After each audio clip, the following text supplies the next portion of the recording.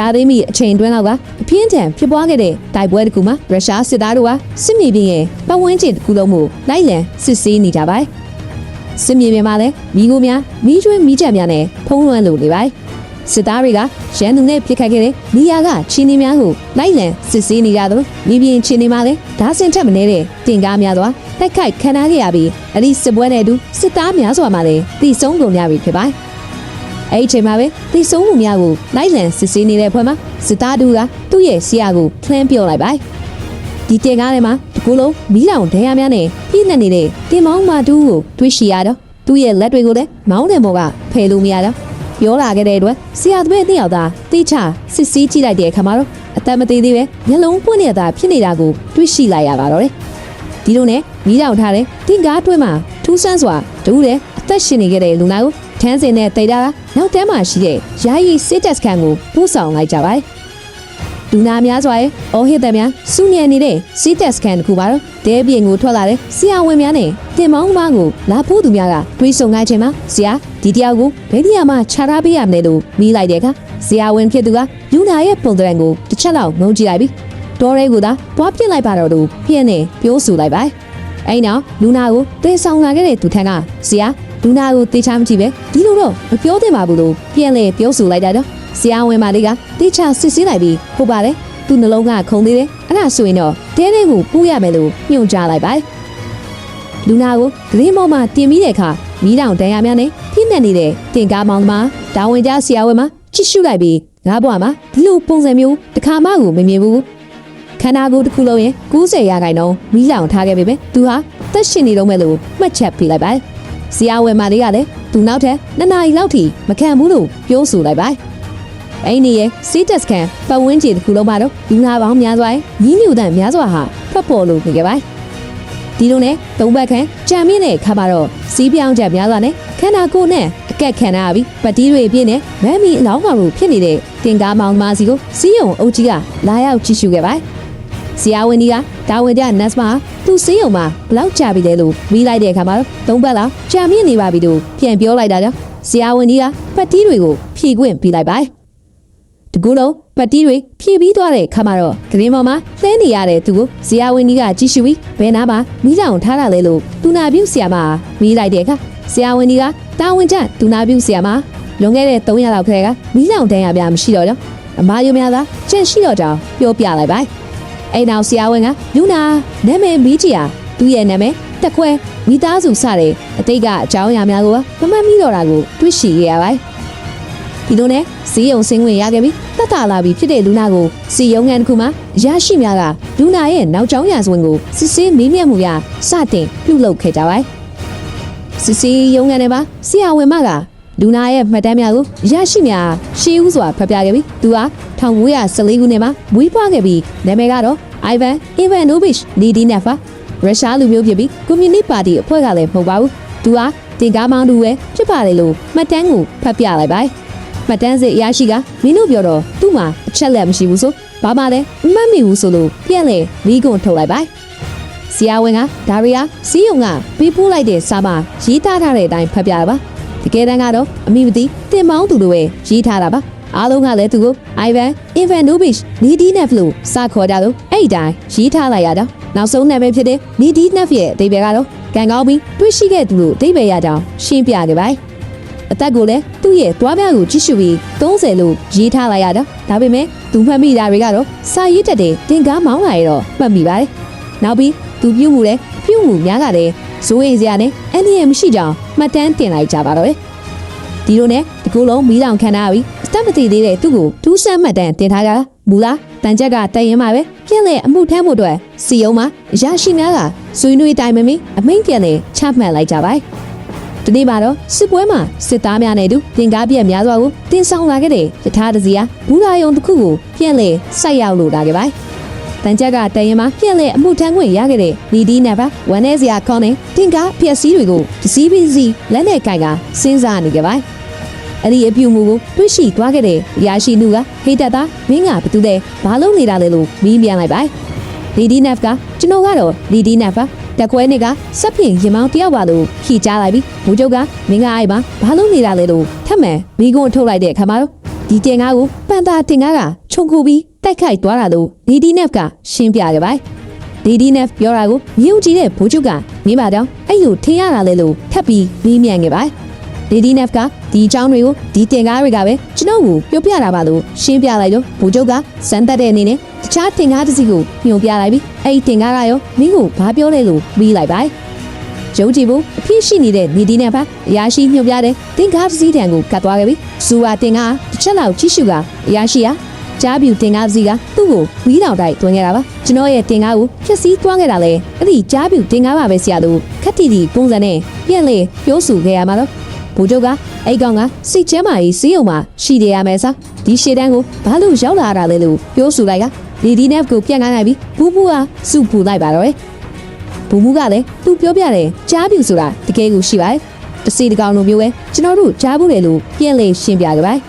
ဘူကျုပ်ကတော့ပောက်ပြရတွေအရေးမပါတာတွေလိုက်ပြီးနားမအောင်နေကြပါနဲ့လို့ရီရွတ်ကထွက်သွားခဲ့ပါတယ်ရုရှားစီယုံတစ်ခုတွင်မှာတော့ဖန်စီခံရတဲ့ဂျာမန်အရာရှိသူကိုစူပါတိုင်ဝမ်နဲ့ဆက်ဆက်ပြီးစစ်ဆေးမှုများပြုလုပ်ရရှိပါတယ်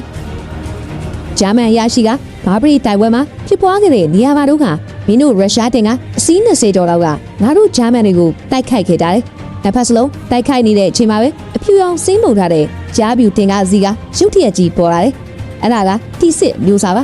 ပြီးတော့မှရုရှားတင်ကားတွေကိုစပြီးဖျက်ဆီးပြစ်တော့တာပဲ10မိနစ်လောက်ထဲနဲ့ရုရှားတင်ကားအားလုံးကိုဖျက်ဆီးခဲ့ပြီးအဲ့ဒီတင်ကားကလေထဲမှာအလူလူပြက်လေပျောက်ကွယ်သွားခဲ့ပါတယ်ဂျိန်းဒေတာကစစ်စင်းထဲမှာအဲ့ဒီမကောင်းဆိုးရနဲ့တူတဲ့ဂျာမန်ဝင်းငင်တင်ကားကစစ်စင်းထဲမှာမပါဘူးလို့အဲ့ဂျာမန်စစ်သားကအစည်းအဝေးကစားပြုစုနေခဲ့ပါတယ်ဒီလိုနဲ့အစည်းအဝေးတစ်ခုတွဲမှာတော့တိုက်ပွဲဖြစ်ပွားမှုနဲ့ပတ်သက်ပြီးအဓိကတာဝန်ယူထားတဲ့ယူဟာမှုများရရှိများကသူတို့ရဲ့တန်ချက်ကတရင်တစ်ခုလုံးကိုပါတိုက်ခိုက်ဖျက်ဆီးသွားခဲ့တယ်ကြားပြူဆိုတဲ့အဲ့တင်ကားအကြောင်းကိုဆွေးနွေးနေခဲ့ကြပါတယ်ကြားပြူတင်ကားမြောက်ဘက်ကပေါ်လာတာတောင်ဘက်ကိုရောက်သွားလိုက်အရှေ့ဘက်ကသွားလိုက်အနောက်ဘက်ကဖြစ်သွားလိုက်နဲ့ရောက်တက်လာတဲ့ကြောင်းနဲ့အချိန်ခဏအတွင်းမှာပဲသူတို့ရဲ့တရင်တစ်ခုလုံးဖျက်ဆီးသွားခဲ့ရကြောင်းအခြားတင်ကားတွေကရှုနုံနစ်နေတောင်မှသူကတွားလို့ရနေကြောင်းအရာအလုံးကိုဖျက်ဆီးပြီးတာနဲ့ဒေါ်ထဲမှာပဲသူ့လိုပျောက်သွားတဲ့ကြောင်းကိုတင်ပြလိုက်တဲ့အခါမှာတော့ရရှိကြီးတချို့ကလက်ခံကျစွာနဲ့ဒါဟာမဖြစ်နိုင်ပါဘူးငါတို့တင်ကားတွေကအများကြီးပဲဒီနာစီတင်လေးတစည်းကိုတော့မှမင်းတို့ကမချင်မုန်းနိုင်ဘူးလားလို့အချစ်တင်ငယ်ပြစ်တင်ပြောဆိုခဲ့ပါတယ်အဲ့ဒီအခါနောက်ထပ်ရရှိသူမှဆက်လက်ပြောကြခဲ့ပြီးဂျာမန်တွေထဲမှာဒီလိုတင်ကားမျိုးကတစည်းပဲရှိတယ်သူ့ရဲ့ကိုယ်တွေက150မီလီမီတာရှိတယ်တော်ယုံကြီးဆိုရင်တော့မတူဘူးအလေးချိန်ကတော့တန်100ကျော်ပါတယ်သူရဲ့စွမ်းဆောင်ရည်ကအလူကိုမြင်မာပြီးရင်းကောင်ရည်900ရှိပါတယ်လို့ဘူးချုပ်ကြီးကရှင်းပြလိုက်ပါတယ်။ဒါကြောင့်မို့လို့ကျွန်တော်တို့ရုရှားတွေအနေနဲ့ကလည်းအခုဂျာမန်တွေလှုပ်ထားသလိုပဲအထူးတင်ကားတစ်စီးဖန်တီးပြုလုပ်ရမှာဖြစ်ကြောင်းနဲ့ဒီ3485စတဲ့တင်ကားမျိုးစားတွေကိုပေါင်းစပ်ပြီး stabilizer function ကိုထည့်သွင်းလိုက်ကရုရှားပြစ်မှတ်များကိုလည်းထိမိပြစ်ခတ်နိုင်အောင်ထည့်သွင်းရမှာဖြစ်ကြောင်းသင်ပြလိုက်တဲ့အခါမှာတော့ဘူးချုပ်ကြီးမှာချိန်တစ်ပတ်အတွင်းအမြင့်ဆုံးအကောင့်ထဲပေါ်ရန်အတွက်တံပြန်သရှိုးစစ်စင်ရီတန်ရင်မှာဒုတက်မှုဖြစ်တဲ့ဘူမူဖီတိုတက်ပါတာဝန်ပေးလိုက်ပါတော့လေဒီလိုနဲ့ဘူမူဖီတိုတက်ပါအထူးစစ်စင်ရီအတွက်အဖွဲ့သားများကိုစုဆောင်ရန်တန်ချက်ကတရင်ကိုရောက်ရှိလို့လာခဲ့ပါတယ်တက်ကိုရောက်လာတဲ့အခါတင်မောင်းမှဒီဒီဒက်နဲ့တွေ့ဆုံအရှင်ကတိုက်ပွဲများအကြောင်းနဲ့ကိုကြီးရာဆိုများကိုတွေ့ဆုံမေးမြန်းမှုများပြုလုပ်ခဲ့ပါတယ်ဘူမူနဲ့ပါလာခဲ့တဲ့သူကရှင်းပြခဲ့တဲ့အခါမှာတော့သူကဝေးတကောင်လိုပဲဒဲရရီမြင်းမြင်ပြန်ကောင်းလာတဲ့တကူလုံးပြီးတောင်ခဲ့တာတော့မှအကုန်ပြန်ကောင်းသွားတဲ့သူပဲဝါခြေထောက်ကိုကြီးစံမှန်ခဲ့တော့ကလည်းတိုက်ပွဲကထွက်သွားစရာမလိုပါ300လောက်နဲ့လမ်းပြန်လျှောက်ပြီးပြန်ကောင်းတက်တဲ့သူကတကယ်ကိုပဲနာမည်နဲ့လိုက်တဲ့နီဒီနက်ပါပဲသူကတပ်ဖို့ခက်ခဲ့တဲ့လူတစ်ယောက်လည်းဖြစ်ပါတယ်လို့ရှင်းပြလိုက်ပါတယ်အဲ့ကဘူမူကမင်းရဲ့နာမည်နဲ့နောက်ကျောင်းရာဇဝင်တွေကိုစုံစမ်းကြည့်လို့လည်းမရတော့ဘူးမင်းရဲ့မိသားစုရဲ့ clear ရှိရင်ရှိနေတိုင်းနေမင်းကိုယ်တိုင်ရောမင်းရဲ့ဘဝမှန်ကိုသိချင်ရလားလို့မေးလိုက်တဲ့အခါမှာတော့နီဒီနက်ပါဒါရီကအရင်ကြည့်ပါဦးဆရာမိသားစုရှင်နဲ့ကျွန်တော်ကိုသီးတန်းစာဖတ်ပြီးတော့ပါပြီအခုကျွန်တော်သိရတာကကျွန်တော်ဟာရုရှားလူမျိုးတစ်ယောက်ဖြစ်တယ်တင်ကားကိုမောင်းတက်တဲ့တိုင်းပြည်ကိုကာကွယ်ရမယ်ဒါကိုပဲကျွန်တော်သိပါတယ်နောက်ပြီးအဲ့ကြားမျိုးကျွန်တော်ကိုဘလို့ဖြစ်ခဲ့လဲဆိုတာမမိပါတယ်လို့ပြောဆိုရင်တိုက်ပွဲကအဖြစ်အပျက်တချို့ကိုပြန်လည်ပြောပြနေကြပါတယ်ဒီတဲ့ဖြစ်ပြောပြချက်ရရွယ်စားလဲကြည့်တဲ့ကြားပြူတင်းကြီးဟာသေပြီးသားတင်ကားကြီးဖြစ်ပါတယ်တကယ်ဆိုရင်တင်ကားမှန်ရင်လူတွေပါရမှာဖြစ်ပါတယ်တကယ်လို့နာဇီဘက်ကလူတွေသားအဲ့ဒီထဲမှာပါရင်ကြောက်ရွံ့တာမျိုးပြီးရင်လွဲတာမျိုးလို့ဖြစ်ရမှာပါဒါပေမဲ့ဒီကောင်ကြီးမှာအဲ့ဒါတွေမရှိပါဘူးကြောက်လည်းမကြောက်ဘူးအမားကလည်းမရှိဘူးပြီးရင်လည်းမလွယ်ဘူးသူနဲ့တွေ့ရင်တော့လွတ်လန်းလည်းမရှိပါဘူး ဒါကြောင့်သူကအသက်မရှိတဲ့အသီးကောင်လေးဖြစ်ကြောင်းကိုရှင်းပြလိုက်တဲ့အခါမှာတော့ဘူမူဖီတိုတာအခုကိစ္စကိုလေးနဲ့စွာနဲ့တုံးတိုက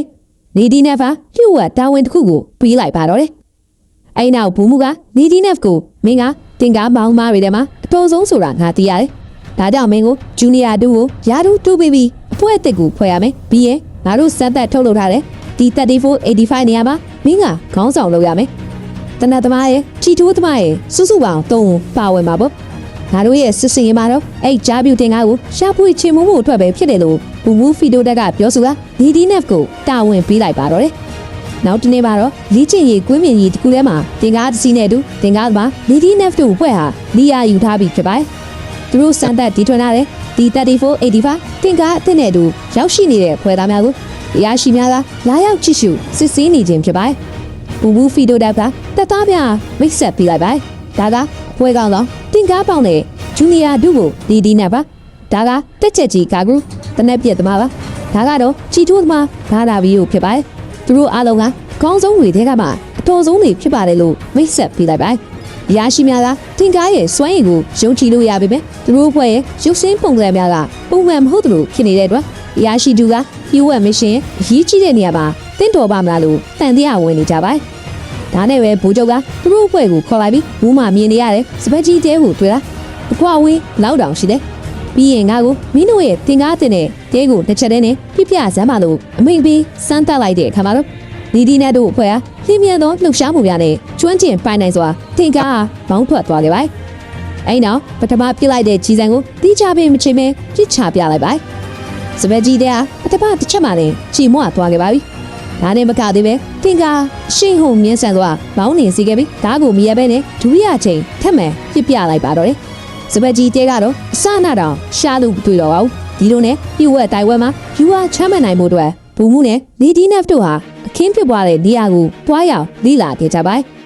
နေ့ထိတိုင်အောင်အဲ့ဒီစစ်မြေတလင်းမှာမိကိုများနဲ့တင်ကားပြက်များကရှိနေသေးပဲဖြစ်ပါတယ်လီဒီနက်ပါအခင်းဖြစ်ပွားတဲ့နေရာမှာတင်ကားများကိုလှည့်ပတ်ကြည့်ရှုလို့ဒီမှာတော့သူ့ရဲ့အရာရှိကိုအခုလိုပဲပြောပြလိုက်ပါတယ်ဒီကြားပြူတင်ကဟိုဘက်တောအုပ်ထဲကနေပြီးတော့ပြတာအခုလေအဲ့တောအုပ်ထဲမှာပူးနေတော့မှာပဲလို့ပြောဆိုလိုက်ပါအဲ့ကအရာရှိကမဖြစ်နိုင်ဘူးဟိုဘက်တောအုပ်မှာကရှုံ့နုံနေကြီးပဲတင်ကားတစ်စီးအနေနဲ့ကဘလူးမဖြတ်တန်းမသွားနိုင်ဘူးလို့ပြန်လေပြောဆိုခဲ့မှုပေါ့လီဒီနက်ကပြန်လေခြိပလိုက်ပြီးသူကသွားခဲ့တယ်လေအခုလေအိမ်မှာပဲရှိသေးတယ်တောအုပ်ရဲ့တနေရာမှာပုံးနေတာဖြစ်ပါတယ်လို့ထပ်မံပြောဆိုလိုက်ပါဒီတစ်ခါမှာတော့ဘူးဘူးကမင်းပါဖြစ်ချင်တာလေငါဘာလို့ပေးရမလဲလို့မင်းမြန်ခဲ့မှုပေါ်မှာတော့လီဒီနက်ကကျွန်တော်သူ့ကိုခြုံခိုတိုက်ခိုက်မယ်သူ့ကိုမြားခေါ်ဖို့အတွက်ဒီ34တင်ကားတစ်စီးတော့လိုပဲဒါကြောင့်နောက်ထပ်တင်ကားတစ်စီးသာပြီးပါလို့တောင်းဆိုလိုက်ပါသူနဲ့လိုက်ပါလာတဲ့ဘူးကြီးကဘူမှုရဲ့လိုက်လျောမှုပေါ်မှာစိုးရိမ်စိတ်ဖြင့်ဆရာမဟုတ်ဘူးနော်အဲ့ကောင်ကယူနေတာလို့ပြောပြီးပဲဘူမှုကတိုက်ပွဲအတွက်ပြင်ဆင်လိုက်ပါတော့လီဒီနက်ပြိုပွဲကသူတို့ရဲ့တင်ကားတစ်ကြီးကိုမြည်ချင်းထဲမှာနေရာယူကတစ်ခတ်များနဲ့ဖုံးကွယ်ထားပြီးနေရာယူမှုများပြုလုပ်ခဲ့ကြပါသူတို့ဘွဲ့တောင်းထားတဲ့ဒီ34တင်ကားတစ်စီးရလဲအခုချိန်မှာတော့ရောက်ရှိလာခဲ့ပါပြီဒီ34ဘက်ကတက်ချက်ကြီးနဲ့တွေးဆုံကနေဒီနက်ကမင်းတို့ဒီ34ကဟိုဘက်တောဦးဘက်ကနေနေရာယူပါသူထွက်လာတာနဲ့ပြစ်ခတ်ရွေးရှားနေပြီးတော့အာယုံဝဲထားပေးပါလို့ညွှန်ကြားလိုက်ပါတယ်နေဒီနက်ကထွက်ခွာသွားတဲ့တက်ချက်ကြီးကိုဝမ်းနေစွာနဲ့လှမ်းပြီးတော့သတိပေးလိုက်ပါမင်းတို့တန်ချက်ကကားကိုတော့အဖုံးတွေကိုဖွင့်တာပါလုံးဝပိတ်ပထားပါနဲ့လို့မှားကြလိုက်ပါအကြောင်းရင်းကတော့သူနဲ့တွေးရမှာကပြစ်ပလွယ်တစိတင်ကားကြီးဖြစ်နေလို့ပါပဲဒီလိုနဲ့ဒီယာယူထားပြီးဖြစ်တဲ့အဖွဲ့သားများဟာကြားပြူတင်ကားကြီးထွက်လာမဲ့အချင်းကိုစောင့်ဆိုင်လို့နေကြပါဘူမှုနဲ့တင်သမားများစကားစမီပြောဆိုနေရပြီဘူမှုကလီဒီနက်ကိုတူလာမယ်လို့မင်းထင်လာလို့ဝေးလိုက်တဲ့အခါလာလိမ့်မယ်သူကကျွန်တော်ကိုလိုက်ရှာနေတာလို့လီဒီနက်ကပြန်ပြောလိုက်ပါနောက်တစ်နေ့ရောက်လာတဲ့အချိန်မှာတော့ဘူမှုဖီတိုတက်ဖာတစ်ပင်တွင်အောက်မှာထိုင်နေကြားပြူတင်ကြီးအလားကိုစောင့်နေခဲ့ပါတပ်သားတစ်ယောက်ကတော့အိမ်မောကြနေတော့ပါပဲတင်ကားသမားနေဒီနက်ကတော့ကြားပြူတင်ကားကြီးရဲ့အတန်ကိုနားဆွရင်စောင့်ဆိုင်နေကြပါဟုတ်ပါတယ်သူတို့ထင်တာသူတောအုပ်ကြီးအတွင်းမှာဒူးတယ်လွန်ကြီးမားတယ်တင်ကားကြီးစီဟာတိတ်ဆိတ်ငိမ့်သက်နေတယ်ပတ်ဝန်းကျင်ကြားတွေကရင်းနှီးစွာနဲ့ဖတ်ပေါ်လာခဲ့တာကိုတွေးရှိလာရပါတယ်ဒေါ်ရင်တနေရာမှာထိုင်ဆောင်နေခဲ့တဲ့ဘူမူဖီတိုတာကြားပြူတင်ကားကြီးကိုတွေးလိုက်ရတဲ့အတွက်သူ့ရဲ့မျက်လုံးများကိုပင်မြုပ်ကြည့်နိုင်တော့မင်းသက်သွားခဲ့ပြီသူ့ရဲ့ပစ္စည်းများကိုအသိသိနိုင်တော့ပဲအဲ့ကြားပြူတင်ကားကြီးရဲ့နောက်ကိုလိုက်ကမှတ်တမ်းတင်ဓာတ်ပုံရိုက်ကူပါတော့ တကယ်တော့အဲ့ဒီစေတင်ကားဒီဟာတားကောင်တကောင်ရဲ့အနက်ခံပြီးသူတို့မျိုးနဲ့ဒီ34တင်ကားကိုဖြက်စီးပစ်ဖို့အတွက်သူဖုံးခိုတွေကတောအုပ်တွင်းမှာထွက်လာခဲ့ခြင်းဖြစ်ပါတယ်ဘူမူကတော့သူတို့ချမှတ်ထားတဲ့ယူဟာတိုင်းဖြစ်လာပလားမဖြစ်လာဘူးဆိုတာစိုးရင်ရင်ကြည့်ရှုနေတဲ့အခါမှာတော့ငစားချထားခံရတဲ့ဒီ34တင်ကားပါဦးစွာမြောက်ဖြင့်စတင်ပြစ်ပါတော့တယ်ဒုတိယများဒီ34ရဲ့ပြစ်ချကြားပြူကြီးအတွက်ဘလူးမှဖြစ်မနေခဲ့ပါဘူးအဲ့ဒီခါမှာတော့ကြားပြူကြီးကတံပြန်တိုက်စစ်အနေနဲ့တစ်ချက်မြစတင်ပြစ်ခတ်လိုက်တဲ့အခါမှာတော့တစ်ချက်တည်းနဲ့ပဲဒီ34တင်ကကြီးချီမန်ကမီယုံတောင်းတောင်းသွားခဲ့ပါတစ်ချိန်တည်းမှာပဲနီဒီနက်တို့ရဲ့တင်ကပုံပွဲရနေရာမှာဟင်းမြန်သောအချိန်ဟုန်နဲ့တိုက်ပွဲဖြစ်ပွားတဲ့နေရာကိုရောက်ရှိလာခဲ့ပ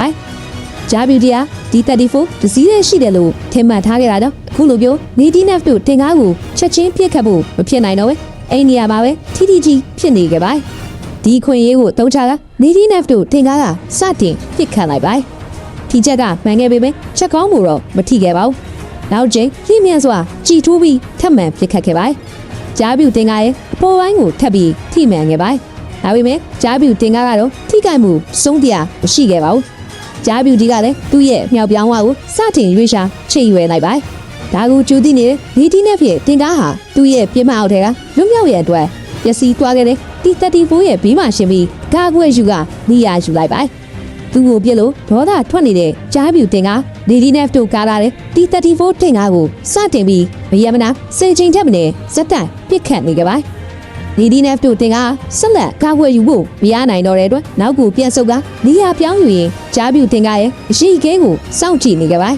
ဖြစ်ကွင်းထဲမှာလိုက်ရှာနေခဲ့ပေမဲ့အဲ့ကြားပြူတင်ကားဒီဟာသူတို့ရဲ့မြင်ကွင်းအောင်ပါပဲအစအနတော့ရှာမတွေ့တော့ပါဘူးဒါကိုတန်တရားဖြစ်နေခဲ့တဲ့နီဒီနက်ပါတနတ်သမားဖြစ်တဲ့ကာကရုကိုတင်ကားရဲ့အပြင်ဘက်ကိုထွက်ထိဖို့ညွှန်ကြားလိုက်ပါ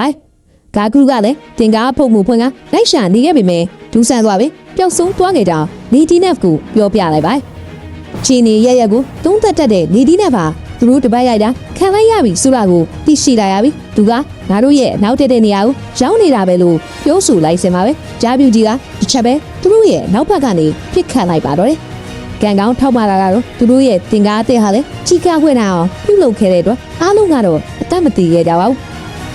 ကြားပြူတင်ကားဒီကတော့မျက်စိအောက်မှာပင်ဒူးဆန်စွာနဲ့တောအုပ်ထဲကိုပြန်လည်ဝင်ရောက်ပျောက်ကွယ်သွားခဲ့ပါတိုက်ခိုက်မှုတွေကိုကြီးစုနေခဲ့တဲ့ဘူမူဟာတောအုပ်ထွင်မှာဖြီးထွက်လာခဲ့ပြီးတဲ့နောက်အခြေအနေတွေကိုသိရှိသွားခဲ့ပြီးလေဒီနက်တို့ကိုအဖြစ်တင်ပြောဆိုတာဒီ34တင်ကားမောင်းသမားတွေရဲ့အသက်ဟာအချင်းဒီသေဆုံးကုန်ရတဲ့အတွက်စိတ်မကောင်းဖြစ်နေကြရပါတိုက်ပွဲရဲ့ချင်းတွေကဘူးချုပ်ကြီးတဲ့တင်ပြခဲ့ပါတယ်။ရာရှိကြီးကတိုက်ပွဲမှာကြားပြူကိုပြစ်ခဲ့ရမှာတစ်ချက်ထိမှန်ခဲ့ပြီးနောက်တိုက်ပွဲထဲမှာမတွေ့ရှိရတော့ကြောင်းအထိနာပြီးဖက်ပြေးသွားခဲ့ပြီးဖြစ်ကြောင်းတိုက်ပွဲရဲ့အသေးစိတ်ကိုသိရှိလာရတာကတော့ဒူးဖို့မူဗီဒီယိုတက်တာရှိကြောင်းထိမှန်သွားခဲ့တဲ့ကြားပြူတင်ကားရဲ့အပြက်စီးများကိုတော့မတွေ့ရှိခဲ့ကြောင်းတင်ပြခဲ့တဲ့အခါမှာတော့ဘူးချုပ်ကြီးကဆက်လက်မေးမြန်းခဲ့ပြီးတောဦးရဲ့နောက်ဘက်မှာကရှွန်းတော်ဒေါ်လာရှိပြီးအဲ့ရှွန်းတော်အိုင်ထဲမှာနစ်မြုပ်သွားတာဖြစ်နိုင်တယ်လို့ဆက်လက်တင်ပြလိုက်ပါဒါပေမဲ့ဒီကိစ္စကိုလက်မခံတဲ့သူတယောက်ကတော့ဒီကြီးနဲ့ဖွဲ့ဖြစ်ပါတယ်ရရှိမြောက်ကအမှန်တကယ်ကွင်းစင်လေးလာတဲ့အခါမှာလေကြားပြူကြီးရဲ့အရင်းရောင်ပင်အမြင်ရတော့ပါဘူးနောက်ပြန်ထွက်ပြေးသွားခဲ့တဲ့လမ်းကြောင်းရစစ်စီကြည်ရမှာလေနွိုင်းကြီးအဆက်နေရမှာလားလမ်းဆုံးသွားခဲ့ပါရရှိမြောက်ကလေးလာတုံးသက်ပြီးအပြက်လန်ဆွေးနွေးနေရမှာခုချိန်မှာနေဒီနဲ့ပါပြပြပြီးတင်ကားနဲ့ဖျားစီမှာစုတောင်းမှုတွေပြုလုပ်နေတယ်လို့သိရှိလာရတာကြောင့်ဘလို့နေရာပါတင်ကားပေါင်းသူနေဒီနဲ့တန်ဆက်လက်တွားရောက်ခဲ့ပါသူ့ရဲ့တင်ကားတက်ရင်မှာစုံစမ်းကြည့်လိုက်တော့နေဒီနဲ့ပါတင်ကားအပြက်တွေနားမှာရှိကြောင်းသိရှိလာရပါဟုတ်ပါတယ်နေဒီနဲ့ပါရေကွက်လက်ငယ်တစ်ခုပေါ်မှာဒူးတောက်ကစုတောင်းဝစ်ပြုတ်နေကြတာပါအရာရှိတွေလာတာသိတတ်ရတဲ့နေဒီနဲ့ပါမတက်ရလိုက်ပြီးနောက်ကြားပြူတင်ကားနိုးထဲမှာနေသွားဘူးအဲ့ဒီအနီးနားမှာပဲပုံအောင်နေကြောင်းပြောပြခဲ့ရပါတော့ဘူမူနဲ့ပါလာခဲ့တဲ့ရာရှိဆိုသူကဒါဆိုဒီကောင်ကပြန်ပြီးတော့ထွက်သွားတာလားလို့ရွေးကပြောဆိုလိုက်ပါဒါကိုဘူမူကဟန်တားလိုက်ပြီးနောက်နေဒီနက်ကိုမင်းပါတော့အခုလိုထင်ရတာလေလို့ထပ်မံမီးမြန်လိုက်ပါကြားပြူတင်ကားကခဏလေးနဲ့ပြန်ထွက်သွားတာသူကပြန်လေပြင်ဆင်မှုတွေလုပ်နေငါတို့ရုရှားတွေထိုးစစ်ဆင်မဲ့အချင်းကိုစောင့်နေတာလို့ရှင်းပြလိုက်ပါ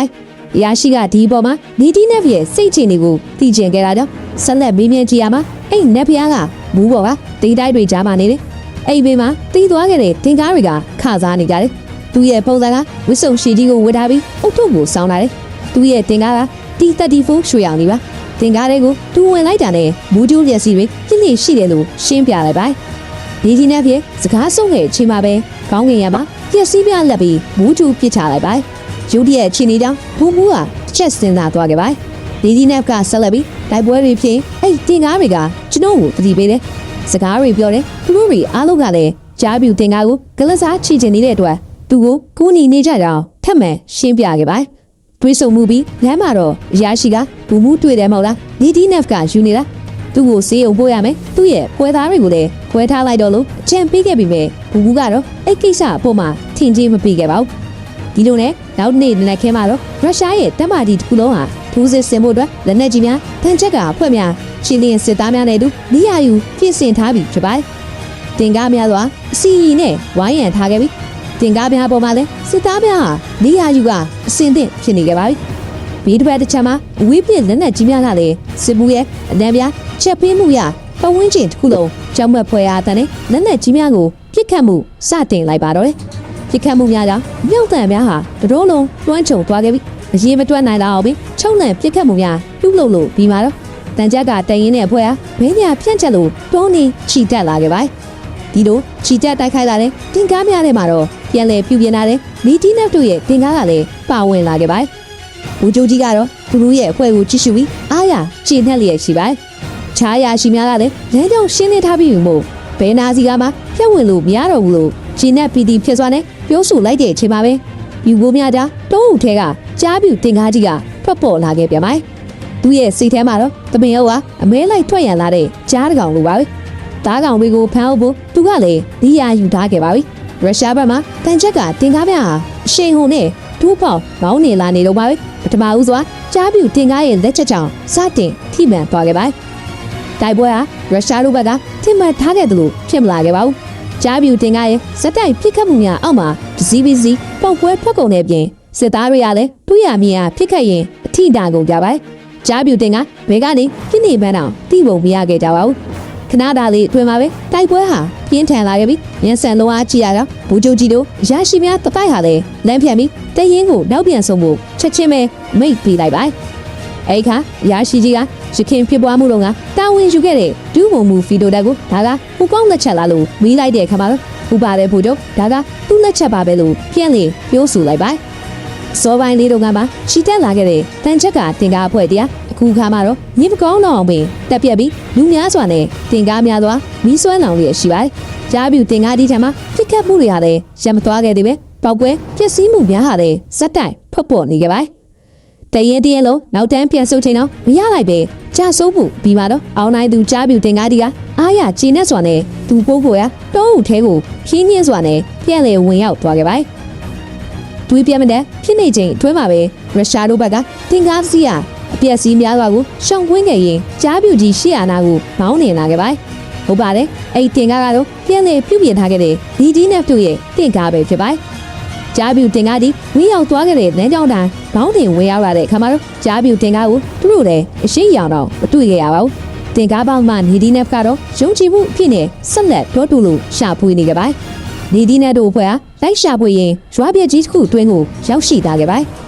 ပဝင်းရဲ့အခြေအနေတွေကိုလိလာရှာဖွေကြားပြူတင်ကားကိုရှာဖွေလို့လာခဲ့ချိန်မှာတော့တန်တရားဖြစ်ပေါ်ရာစပကြီးတဲကြီးတစ်ခုကိုတွေ့ရှိခဲ့ရပါနေဒီနက်ပါတနတ်သမားကိုလှမ်းပြောလိုက်ပါအဲ့တဲကိုတွေ့လားတဲကိုတင်ပြက်လက်နဲ့ဖမ်းပြီးပြစ်ထဲလိုက်ပါလို့အမိတ်ပေးလိုက်ပါပထမတစ်ချက်ပြစ်သွင်းလိုက်တာနဲ့တဲကတင်ကားစီယာမိများဆွဲလောင်ပြီးနေဒီနက်တို့ရဲ့တင်ကားကိုတစ်ချက်များပြန်လဲပြစ်ခတ်ခဲ့တာကိုနေဒီနက်တို့ကဒုတိယကြီးစံတစ်လုံးထပ်မံပြစ်ခတ်လိုက်ချိန်မှာအစိုးရတင်ကားလုံးဝကိုပြီးကြောင်ပောက်ကွဲသွားခဲ့ပါသူတို့ပြစ်ခတ်ခဲ့တာကတော့ကြားပြူတင်ကားမဟုတ်ပါဘူးတခြားတီဖိုမျိုးစားတင်ကားတစ်စီးဖြစ်လို့နေခဲ့ပါဒါဆိုကြားပြူတင်ကားကြီးကဘာလဲစိုးရိမ်စိတ်ကြီးစွာဖြင့်တင်ကားသမားနေဒီနက်ပါရခင်ဖြစ်စဉ်ကိုမှတ်မိခဲ့ပြီးနောက်သူ့ရဲ့တင်ကားကိုပြင်းပြစွာနဲ့နောက်ဖက်တက်တဲ့ကိုလှည့်လိုက်ပါတော့တယ်ဟုတ်ပါတယ်ကြားပြူတင်ကားရဲ့ theory အတိုင်းပဲရန်သူရဲ့နောက်တက်တဲ့မှာပဲရှိနေခဲ့တာပါတင်ကားနှစ်စီးလုံးဟာပြိုင်ဆိုင်ပြစ်ခတ်ဖို့အတွက်အသင့်အနေထားတွေဖြစ်နေခဲ့ပါပြီတစည်းနဲ့တစည်းကလည်းသူသိကိုသိစင်ခုံမှုပြုတ်လုပ်ထားသလိုပုံစံမျိုးတွေနဲ့တစ်ချက်များရက်တန်းလိုက်ပြီးနောက်မှာတော့ကြားပြူတင်ကားဘက်မှာစတင်ပြစ်ခတ်ပါတော့တယ်နေဒီနက်တို့ကလည်းအပြင်းနဲ့ပြစ်ခတ်မှုတွေတဲကြီးမဲကြီးတိုက်ခိုက်မှုများပြီးမှတော့နေဒီနက်တို့ပြစ်လိုက်တဲ့ကြီးစံကိုကြားပြူတင်ကားကြီးကမရှောင်နိုင်တော့ပဲသူ့ရဲ့စုံတဲ့တဲကိုထိမှန်ကပြောင်းဟာလဲထွက်သွားခဲ့ပြီးတွဲလောင်းချသွားခဲ့ပါ ဒီခွင့်ရေးကိုလက်လွတ်မခံပဲအနီးကပ်ဖြစ်အောင်ဆက်လက်ချင်းကက်တိုက်ခိုက်တဲ့အခါမှာဒီဒီနဲ့တို့ရဲ့တင်ကားရှွန်းတော်တွင်မှာခေါင်းဆိုင်ပြီးကြာရောက်သွားခဲ့ပါတယ်ရှွန်းတော်တွင်မှာအလျင်မြင့်မောင်းထွက်ကပြစ်ခတ်ခဲ့တဲ့အခါမှာပြောင်းဝမှာပြိမိနေတဲ့ရှွန်းတော်များကြောင့်တင်ကားရဲ့ပြောင်းဝလုံးဝကိုပွဲထွက်သွားခဲ့ရပါတယ်ထိချက်ပြင်းထန်စွာခံထားခဲ့ရတဲ့ကြားပြူတင်ကားကြီးရဲ့နောက်ကိုဒီဒီနဲ့ပါသူ့ရဲ့တင်ကားမှာထွက်လာပြီးခါရဲကပစ္စတိုကိုထုတ်ကနာကြီးချက်များစွာနဲ့စက်တိုက်ပြစ်ခတ်ခဲ့ပေမဲ့လည်းကြားပြူတင်ကားကြီးကတော့ဒဏ်ရာများစွာနဲ့တိုးတဲကိုပြေးဝင်ပျောက်ကွယ်သွားခဲ့ပါတယ်ပြင်းထန်တဲ့တိုက်ပွဲပြီးနောက်တစ်နေ့မှာတော့ပူမူဖီဒိုဒါဘူကျုပ်ရဲ့ခေါ်ယူတွဲဆုံမှုရတွားရောက်ခဲ့ပါတယ်ဘူကျုပ်ကဖီဒိုဒါအတွက်ရက်ခွက်ကိုဟဲ့ပြီးခဲ့ပြီးချိန်မှာတော့ဖီဒိုဒါကစတင်ပြီးစကားကိုပြောဆိုလိုက်ပါတယ်ဘူကျုပ်ကြားပြူတင်ကားကတော့ပြန်လည်ပျောက်ကွယ်သွားပါပြီလို့ပြောဆိုခဲ့တဲ့ခါမှာတော့ဘူကျုပ်ကမင်းတို့ပြစ်လိုက်လို့မီးဆွဲနေတဲ့ကားထဲမှာဘလူးနူမတမ်းမရှင်းနိုင်တာသိရမှတ်လာလို့ပြန်ပြောလိုက်ပါတယ်တဖန်ဖီဒိုဒက်ကဘူကျုပ်အဲ့ကြားပြူတင်ကားထဲမှာဘယ်လူကမှပါပါဘူးတကယ်ပြောတာပါလို့ပြောဆိုလိုက်မှုပေါ့ဘူကျုပ်ကအနှင်းငယ်စိတ်ရှုပ်သွားရင်မင်းအတီကြီးပြောနေတာလားငါမင်းကိုရက်တိုက်တာများသွားလို့များလာလို့မိလိုက်ပါတယ်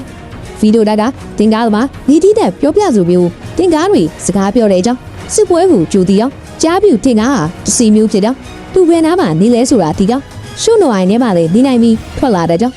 တင်ကားသမားလီဒီနဲ့ဖားလဲကြားပြူရဲ့တိုက်ခိုက်မှုတော့မီးဆွဲလောင်ခံခဲ့ရပြီးမှပြန်လဲကောင်းမွန်လာခဲ့ပြီးအခုလိုတိုက်ပွဲအာယုံရလူသားလိုမျိုးဖြစ်သွားကြောင်းကိုယုံကြည်စွာဖြင့်ပြောဆိုခဲ့တဲ့အတွက်ဘူကျိုးကစိတ်ရှုပ်စွာနဲ့ဒီလိုကိစ္စတွေလာမပြောပါနဲ့ငါရဲ့တပ်ပွဲကဘာလင်ကိုအရှိန်ဟုန်ပြည့်ပြည့်နဲ့ချီတက်နေကြတယ်ဒီမှာဘုံမင်းကိုတော့ဒီစားသမှုနဲ့ငါပြောမယ်မင်းလည်းပင်မနွမ်းနေပြီအခုလည်းမစီလျော်တဲ့အတွေးတွေနဲ့ခေါင်းထဲမှာပြည့်နေပြီဒါကြောင့်စိတ်နဲ့လူပြန်ကောင်းခွင့်စရက်ကိုပြလိုက်မယ်ပြီးမှမင်းနဲ့တူဘာလင်ကိုဆက်လက်တိုက်ခိုက်ကြတာပေါ့လို့ပြောဆိုလိုက်ပါတော့တယ်ဒီလိုနဲ့နောက်ဒီနေ့မှာတော့ဂျာမန်တွေဘက်ကတန်တမန်များနဲ့ရုရှားတို့ဘက်ကရရှိများဟာအထူးတူသတင်းစာရှင်းလင်းပွဲကိုပြုလုပ်ခဲ့ကြပါတယ်ဂျာမန်တွေဘက်ကလက်နက်ချကရင်းရဲကြီးစတင်ရယူခဲ့ပြီးဒုတိယကမ္ဘာစစ်ကြီးရဲ့ပြီးဆုံးရတစိမ့်တသေးတာအဖြစ်အဖြစ်အလန်လက်မှတ်ရေးထိုးခဲ့ကြတဲ့အတွက်စစ်ပွဲကြီးရလည်းရှက်တန့်သွားခဲ့ပါတယ်ရုရှားနိုင်ငံအတွင်းမှာတော့လက်နက်ချစစ်ပြေနေနိုင်တဲ့ဂျာမန်များရုရှားမြေပေါ်ကနေအပီးတိုင်ထွက်ခွာသွားခဲ့ကြပါတယ်အများပြည်သူများနဲ့စစ်သားများဟာလည်းထွက်ခွာနေကြတဲ့ဂျာမန်စစ်သားများကိုကြည့်ပြီးတိုင်းပြည်ကိုပြန်လည်ထူထောင်မှုရေးစဉ်းစားနေကြတာပြီးတချို့မှာပျော်ရွှင်စွာနဲ့ကခုန်လို့နေကြကြပါတယ်ဒီမြင်ကွင်းကိုချီနေခဲ့တဲ့ဘူမူဖီတူဒတ်ဟာသူ့ရဲ့ခြေကားကိုမောင်းနေပြီးတန်ချက်ကတရင်လေးကိုမောင်းဝင်ခဲ့ကတင်ကားပေါင်းသူဗီတီနက်နဲ့တွေ့ဆုံခဲ့ပါတယ်ဘူမူကစကားစမီပြောဆိုပြီးအခုလေစစ်ပွဲကြီးပြီးတာကိုမင်းသိတာလို့ပြီးတော့တင်ကားပေါင်းမှနေဒီနက်ကကျွန်တော်အတွက်ကတော့ကြားပြူတင်ကားကိုမီးရောင်တိုင်းမသွင်းရမချင်းစစ်ပွဲကြီးကပြီးဆုံးမှာမဟုတ်သေးဘူးဒီကောင်ကစောင့်ဆိုင်နေကြတာနောက်ထပ်20 30ဒါမှမဟုတ်100လောက်လေချစ်ချင်ဖြစ်မယ်ဒါကြောင့်သူ့ကိုရှင်းမရပဲဒီကိစ္စကိုလေဘူမူကလည်းအတီဆုံးပါလို့ပြောလိုက်ပြီးတင်ကားလေးကိုပြန်လဲဝင်အောင်သွားခဲ့တာကြောင့်ဘူမူဖီဒိုဒါကလည်းဘိုးဝေးကတောအုပ်ထဲကိုညီမော့ကြည့်တိုင်းဇလန်လေးဟာလည်းပြီးဆုံးသွားခဲ့ပါ